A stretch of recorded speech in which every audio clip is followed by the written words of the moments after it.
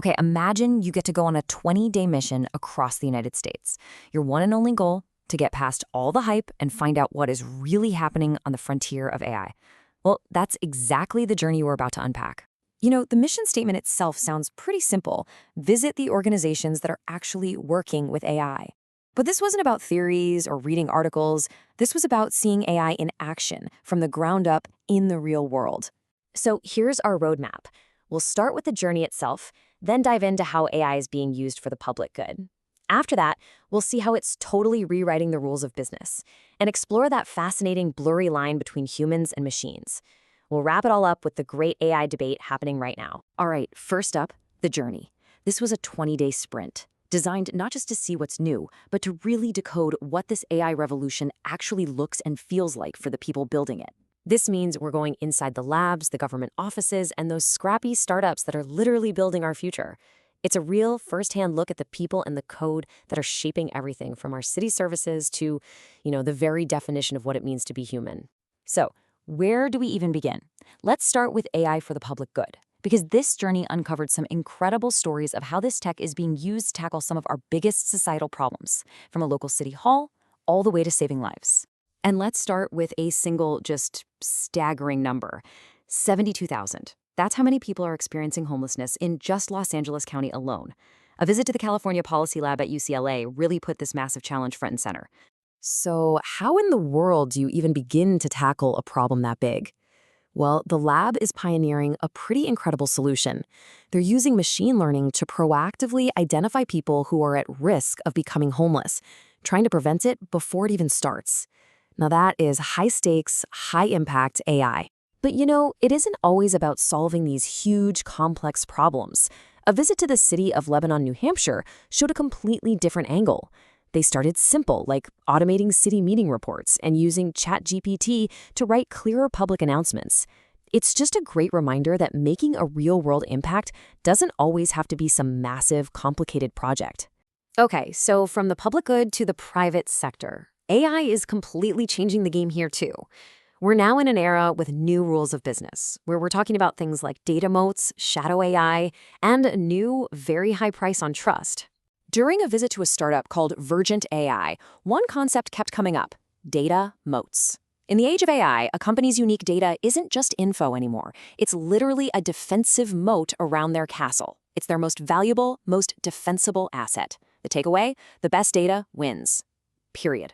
So if AI is handling all the data, what's left for people to do? Well, Vergent AI also brought up this fascinating idea of last-mile experts.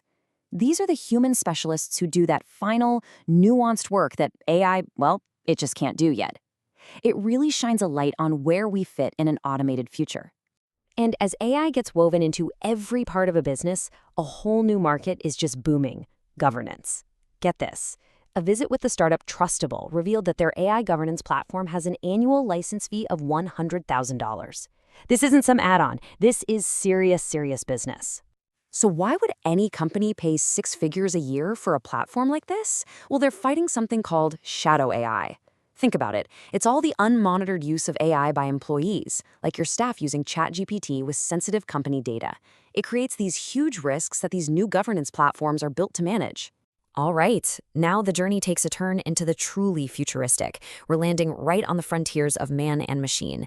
This is where things get really wild. We're talking everything from 3D printing entire houses to fundamentally questioning what it means to be human. A stop at a 3D printing lab at the University of New Hampshire brought up some absolutely mind-bending possibilities. Let's start with this one. What if you could print a spare tank part, right there, on the battlefield?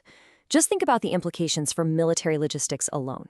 It's enormous. And what if you could just scale that up a lot? How about building a 200 square meter house, complete with plumbing and electrical conduits, in just 4 hours? No, this is not science fiction. This is technology they are actively developing right now. So the journey went from building things to, building beings. A stop at the legendary Institute for Human and Machine Cognition, or IHMC, brought up a core debate in robotics. When you build a robot, is the human form actually the best design to copy? And here are the two competing philosophies. On one hand, you've got the general-purpose humanoid robot.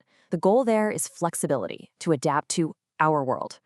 But on the other hand, you have the specific purpose robot, like a surgical arm, that's optimized for one single task and can achieve superhuman precision. It's that classic debate, right? Versatility versus perfection. All of this incredible progress, it all leads to one massive question. How do we manage it all? And that brings us to our final section, the great AI debate, and the huge challenge of navigating what one expert called the messy middle of progress. A visit to Georgetown's Center for Security and Emerging Technology laid out two very different ways of thinking about regulation. The US tends to focus on production, basically regulating how the AI models are built. Europe, on the other hand, focuses more on usage, regulating how AI is actually applied and what its impact is on citizens. But this debate isn't just about policy. It's deeply, deeply human.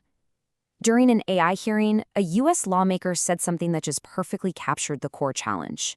You can't trust something that isn't human. Wow.